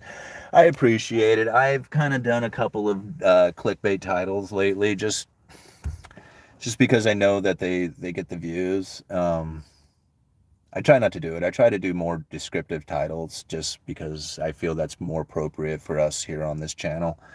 But it is nice to get, a nice jump in views. It helps out with the, with the ad revenue and stuff like that. But I feel bad when I do it, so I try not to do it too often. But yeah, clickbait titles, they do work. So I don't know what to say. Building materials as well as gas is way up here in Europe as well. Let's see here. Thanks for the tip about Sovereign Man. I will check them out. Yeah, definitely. Cryptocurrency hovers around a $2 trillion cap mark. It's here. Great to remind people of the Fourth Amendment. Absolutely. Like I said, anytime people were like, oh, the government's going to come in and they're going to force and they're going to do and they're going to be like, rights of the people to be secure in the person's houses, papers, and effects. I mean, you just know it. Cement it into your tongue. Learn it today. You can do it in one afternoon. You can memorize that thing. Say it every single day for a week and you will have it. You will be able to roll it off at any time that you want. And I tell you, once you know it, it's funny. Once you learn all these, like your rights, the freedoms and stuff like that, pretty soon you won't even conduct yourself in a way that will have anybody even question it. Like, I will not cross the street. If I will not jaywalk, period. And people are like, no, there ain't no traffic. I'm like, I ain't doing it. I'm not jaywalking.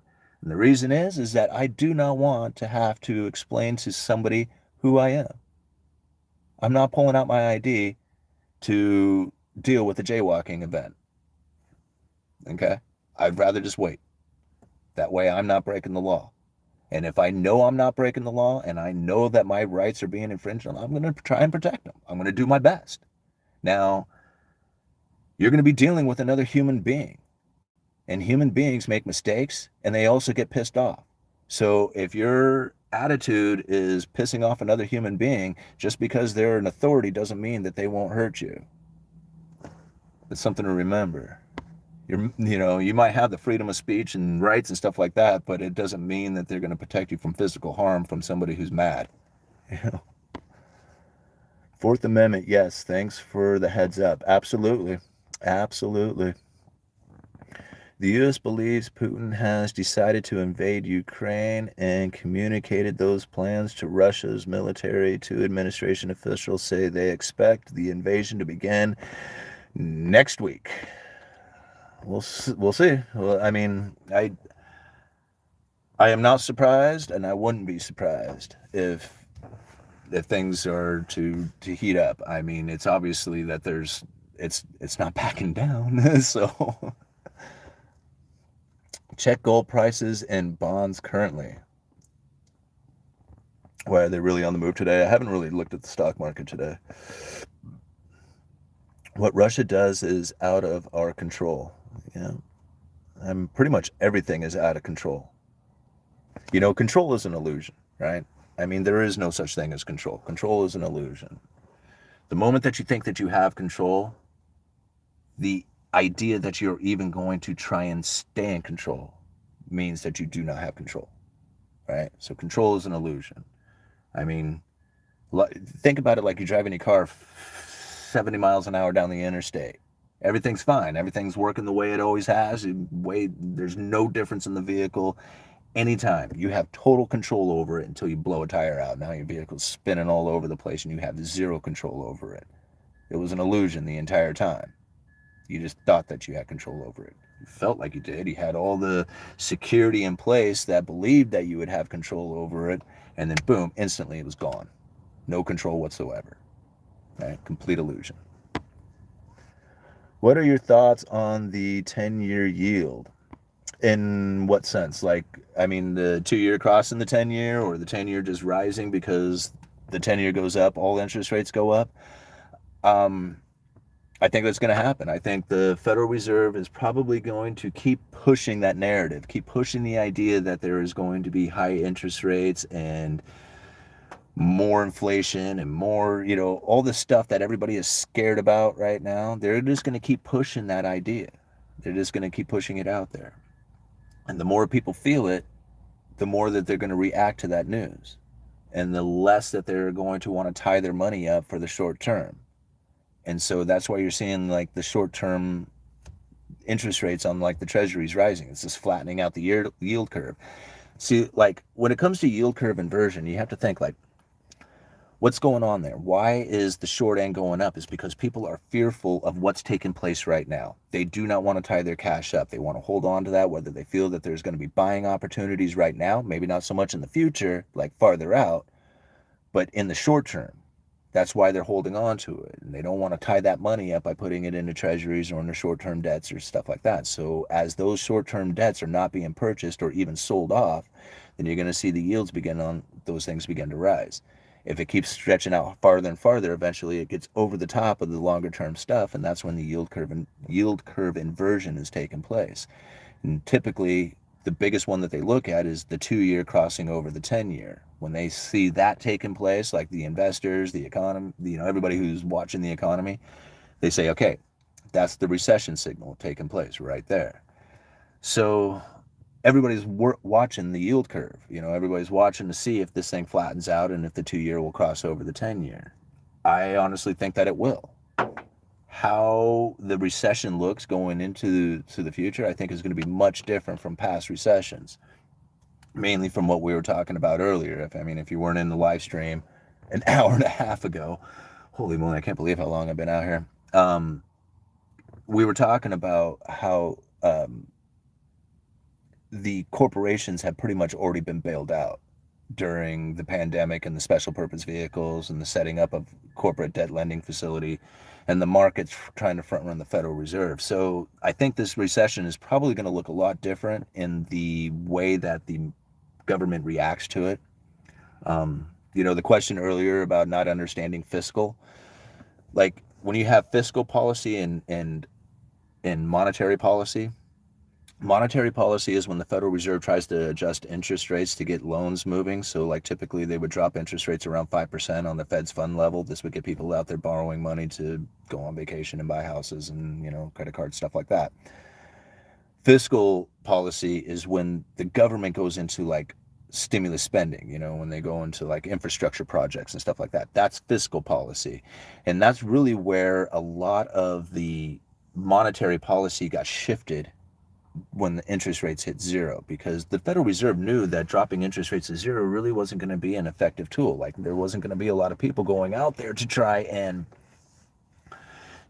stimulate the economy. People wouldn't be trying to stimulate the economy, but they're trying to get people involved in the economy by lowering interest rates. They knew that wasn't going to happen. So how do you get all this money out there flowing through the system? Well, you're going to have to get the fiscal policy to work.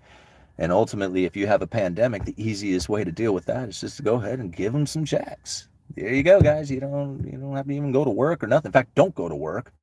Don't pay rent. Don't do all this stuff. And we can go ahead and start spending all this money into the economy and get the fiscal policy working. So that's ultimately the difference between the two.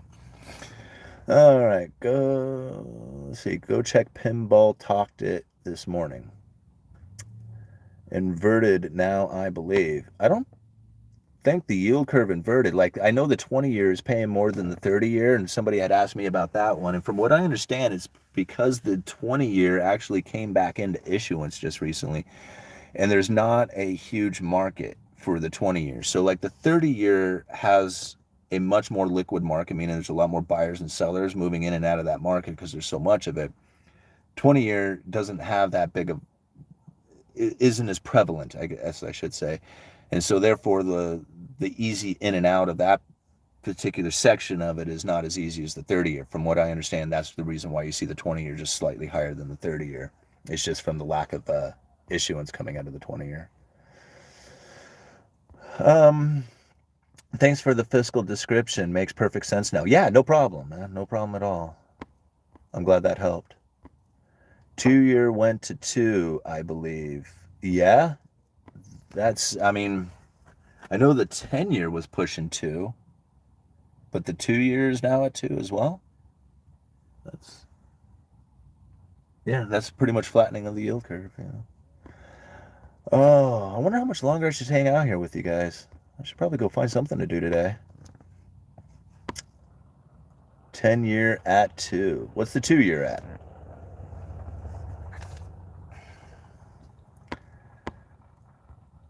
How did you learn all this stuff? Every day. Every day you take time to read up on stuff, and if you read something that you don't understand, then you start reading on the things that you don't understand until you understand the article that you read. I just kept I just keep going, just never give up. You know, you have to be a little insane. I mean, it's obvious that you have to have like an obsessive compulsive thing going to constantly be pushing yourself to take in this information, but it's not so complicated that anybody could figure it out. I mean, like I said, I barely graduated high school. I could hardly read. This book feels like it's overwhelming to me. It's just a regular book. It's actually fairly easy reading, but the information's out there. And if you take your time and you keep pushing forward with it, you'll figure it out too. I mean, and everybody learns it differently. Like, one of the things that I found from like a lot of like the formally educated people that are out there is that they have a tendency to believe down a particular path. Like they kind of just see this one way of how economics works, and then they try to make all the things that are happening to correspond with that one path of the way they found. And I really don't do that. Like, to me, it's just a wide open thing. It's kind of like, watching one style of fighter go up against a mixed martial artist or something. Like, one style of fighting might be a really good style and it might work for them, but when you start incorporating other styles into the technique that they're not used to defending against, or you know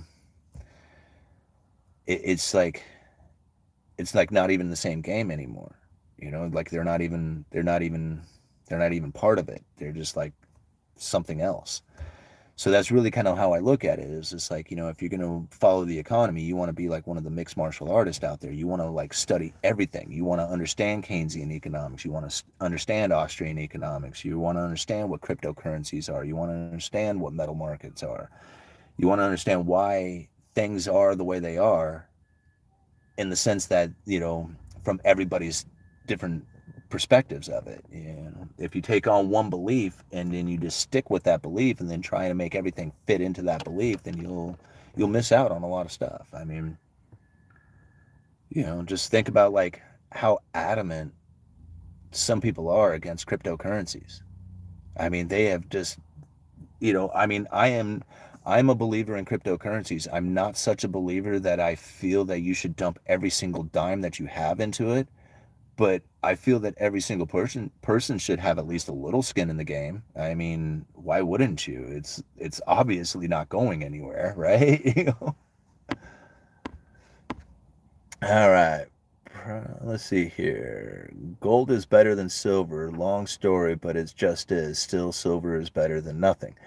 Um, I think there's a couple of ways to look at that. I think one of the things, like if you had ever followed Chris Dewayne from Truth Never Told, that guy had put out, I don't know, like I haven't followed him in quite a while, but there was a time when I listened to him every single day, and there was some really good information that he had put out talking about the rarity of silver, and how it can actually, from a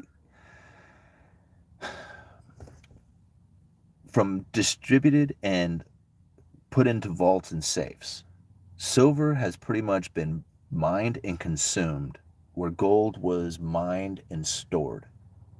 And so there's a lot less silver out there than what people really think there is. And when you look at like the price and how it was manipulated to get there, it really puts silver in a rarity that I don't know if everybody quite grasps or understands. Like, to the level that Chris was putting out there, that you could find a moment in time, if the demand for precious metals gets to a point where people are trying to protect their wealth with it, that you could find where silver actually becomes more valuable than gold.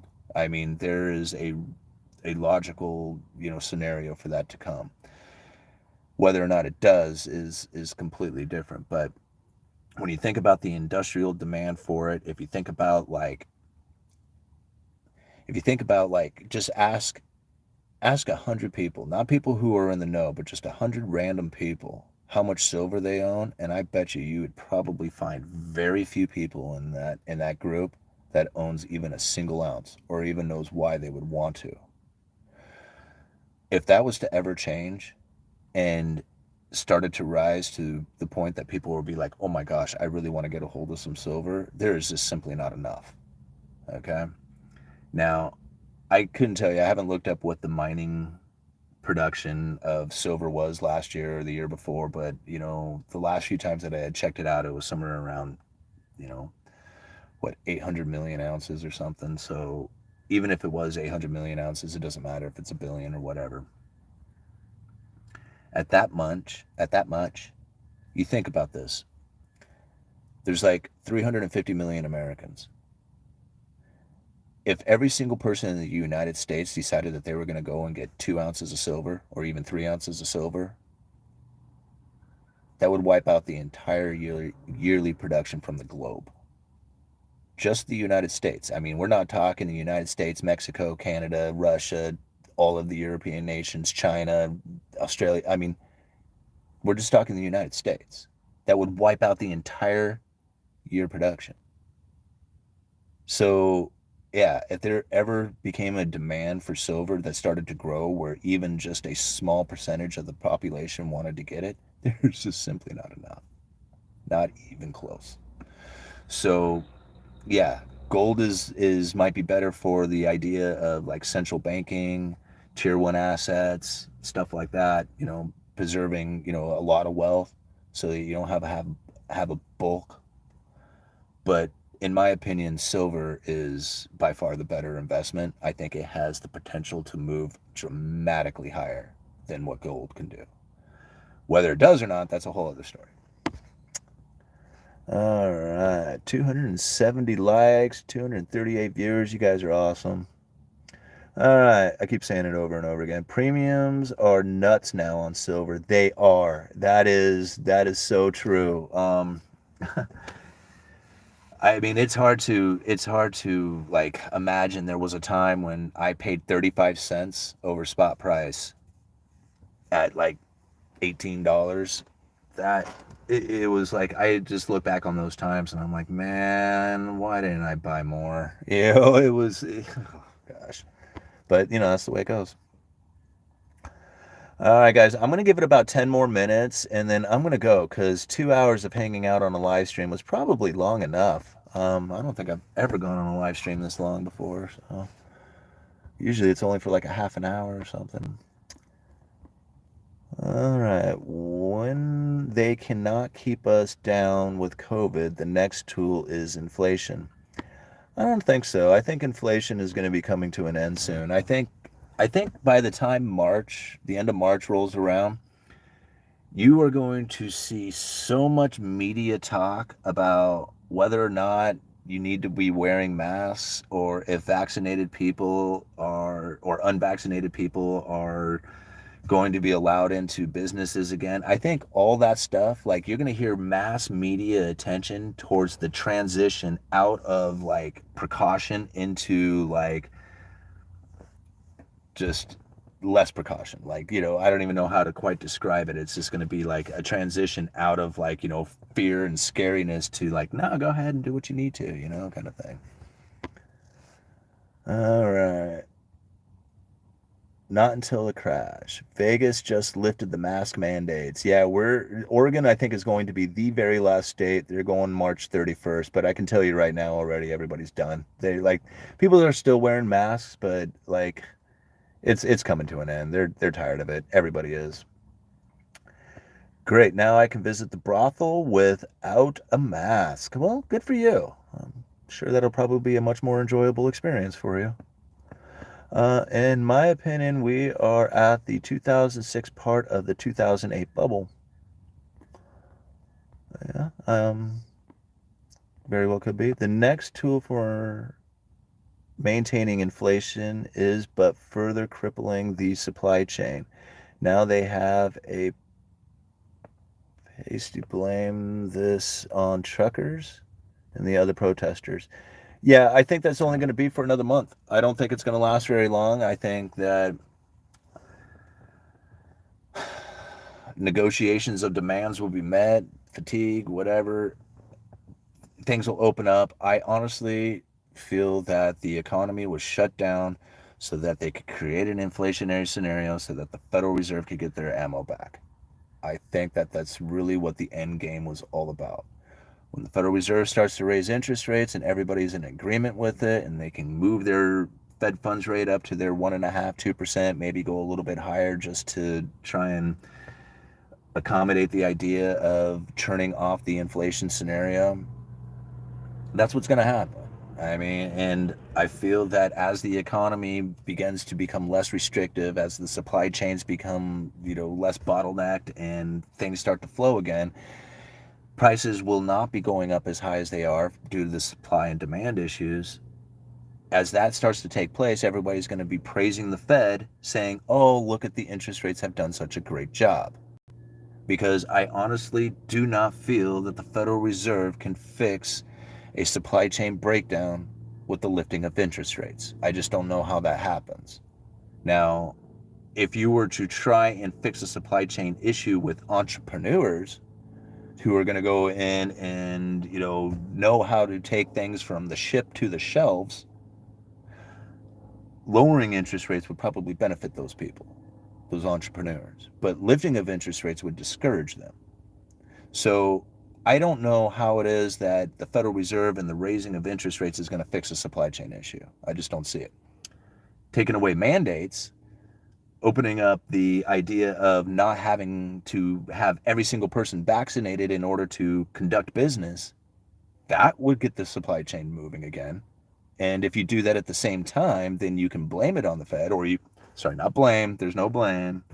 You can use the Fed as a reason, and everybody would agree, especially if you put it out there as a mainstream media coverage and nobody knows any difference anyhow. That's my opinion.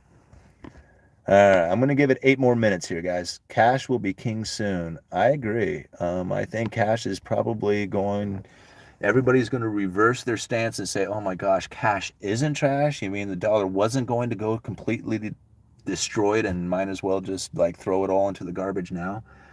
I think people are probably going to be looking at the dollar much differently in probably next year. I mean, it's going to take a while because, like I said, earlier, the Federal Reserve and their lifting of interest rates really doesn't have an impact on the economy for 6 months, but the markets will react right away to it. Can you do a video one day explaining the debt clock? It is very confusing to understand. What part about it? What part about the debt clock is confusing? I mean, it is confusing in the sense that it's just going as crazy as it is, which doesn't feel like it should make sense. But this is the amount of debt that is. I guess there's a lot of debts that you're looking at there too. I mean, is it the U.S. debt? Is it total total debt of everybody, including student loans and credit cards and houses and all that other stuff? There's a lot of debts to look at out there. I mean, if you're just talking U.S. government debt, that's the U.S. Treasuries and the U.S. debt.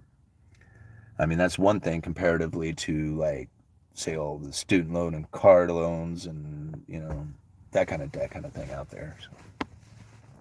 So many factors contributing to the debt. Some categories seem the same. Yeah, that's true. It can be very confusing, especially when you hear people talking about the debt. I mean, that's what the debt are you talking about? Love the channel. Well, thank you, Phil. I really appreciate that. I worry about America's ability to handle a recession during an election year. Our social fabric is already so weakened.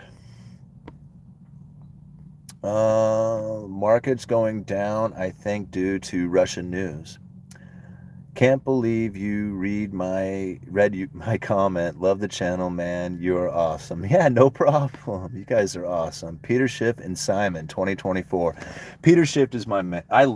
He has been like, he's probably was the most influential person when I first started looking into economics. Peter Schiff by far taught me more about what it is that I need to follow in the economy than any other economist out there, any other person. The only thing that kind of bums me about Peter Schiff is he's so like not on board with cryptocurrencies like Bitcoin. He just like not even. And so it's like, oh man, it's hard to like, sometimes it's just like, man, I just wish he would not talk about it. I don't mean anything bad about it, but who has a great discussion is Peter Schiff and Brent Johnson. George Gammon did a couple of interviews. I only saw the first one that he did. I didn't catch the second one, but the first interview he did with Brent Johnson and Peter Schiff together, where they kind of debated about what was happening. Man, what a excellent piece. I think that came out like in early January, if I remember right. But man, what an excellent interview. I would like to go back and listen to that one again. You are the best, a subscriber from Saudi. Well, thank you so much, man. I really appreciate that. Anybody who subscribes to the channel, I just can't thank you guys enough for all the support that you guys have done for me, and following along on this journey from pretty much just putting out videos without any clue of what it was that I was even doing to now that I put out videos and I still don't know what I'm doing. But at least we have an audience to not know what we're doing with. All righty. Greetings from Warrenton. Awesome. Thank you for being here, man. Yeah, Peter hates BTC, but still he is good. He is. I mean, there's no way that I could ever tell somebody don't listen to Peter. That would never be anything that I would suggest. I suggest that you listen to everything that Peter Schiff has to say, because he is incredibly knowledgeable. I can't brag him up enough, except that he doesn't like Bitcoin. That butt bums me out. Old dog and no new tricks. Yeah, that's really what it comes down to. But also, he's also somewhat right about it. I mean, ultimately, in the end, gold and silver are the only two things that really win. Everything else is subject to somebody else's interpretation, or electricity, or something like that. However, we live in a digital age, and I just don't see where like the internet and electricity is so much of a concern that it will like go away to the point that you will not be able to ever use your Bitcoin again. If that's the case, then there's going to be so much hell going on that it's going to be a much different world at that point. And I think that people's concerns over whether or not they're protecting their wealth would be a lot less. It would probably be more concerned about whether or not you're going to be able to make it through the day. All right. What time is it? Okay, guys, I'm going to give it like another 3 minutes, and then I'm going to bail out of here. But you guys have been just so awesome. Sticking it out with me for 2 hours, 206 of you, almost 300 likes. Very cool. UE, hey, I'm going to suggest George Gammon put your channel up on the Rebel Capitalist page. So since I'm going to suggest it to him, I'm going to suggest to you put his on yours. Yeah, George and I talk all the time. Well, not all the time, I mean, but we have, quite a few times. I mean, I've done a few interviews on his channel. I don't conduct interviews, although I'm sure if I was to, he would be more than happy to come on mine. He's a great guy. When he invited me down to Rebel Capitalist, I was nervous about it, and I'm like, George, man, he didn't even like ask me about anything that I'm going to talk about or whatever. He goes, you're just going to do what you do, man. You don't get up on stage and do what you do, and I'm like, okay. I mean, holy crap, you're putting a lot of faith in me, but he knows his stuff, and he's a good guy. I mean, I really like George. He's done a number for me in this channel. And it was pretty cool. It was all from just a shout out. Like I found his channel one day, and I'm like, wow, this guy's really good. He I think he was probably had been out for maybe 2 or 3 weeks. He had a couple of hundred subscribers. I had like a few thousand subscribers at the time, like, I don't know, 3,000 or so. I gave him that shout out. A bunch of the fans went over there, said, "Hey, the Uneducated Economist sent me over." And he was really thankful for it. And we've been like bros ever since. It's quite amazing what a simple shout out had done.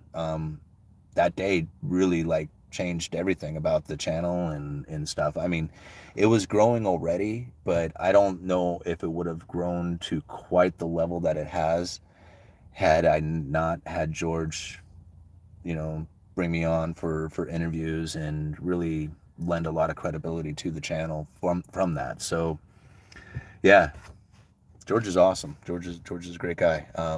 Like I said, I can't thank him enough for what he's done. Wow, bro, that took balls. Awesome. What are you talking about? I've been here since before that. Did your channel explode when lumber exploded, or has it been steady upward? It exploded when like lumber was taken off. Like, because of course, when lumber's moving up as fast as it was, as high as it was, people were trying to figure out what was going on. And I had been putting out lumber videos like every week for like a year leading up to that moment. So like I was already talking lumber, and when people were trying to figure out what was happening, and I'm putting out these lumber predictions because of the information that I'm getting from my vendors and the sales that I'm experiencing and stuff, I was really at the forefront, like in that industry, as far as information goes. A lot of people were coming to my channel trying to figure things out. So yeah, it gave me a huge boost. A lot of people, like even the people within the building supply industry, started getting a hold of me and stuff. So I was getting a lot of viewers and new subscribers from like the building industry within itself, not just people who are interested in economics. So that got me a nice boost as well. So yeah, when the lumber prices were running up, the channel really took off. It was I would say I was probably right about the end of 2019 is when the channel, like, I mean, I was, by that point I was getting closer to like the 10,000 subscriber mark, but it was after that that it just the rocket ship took off. La la la la la la. Is that what you're hearing from me? I have $562 left in my checking account now after paying off my mortgage. Lots of laughs, but completely debt free today, or free now. Yes, good for you, man. Being debt free is the best place you can be, man. That's awesome, Aaron. All right. I can hardly see the screen. The glare is just way too bad in there. How are you? Long time lurker. I'm doing okay. Getting my stuff together. I'm gonna go, guys. You've been awesome, hanging out here for 2 hours with me. All the beautiful super chats and awesome comments that you guys have done. I can't thank you enough. I really appreciate everything you guys do for the channel, and you know, let's start doing the meetups. I want to do that, here in Astoria, like maybe once a week or once every other week. I will find a coffee shop to hang out at, and anybody who wants to can come and hang out and chit chat with the Uneducated Economist. All right, you guys let me know.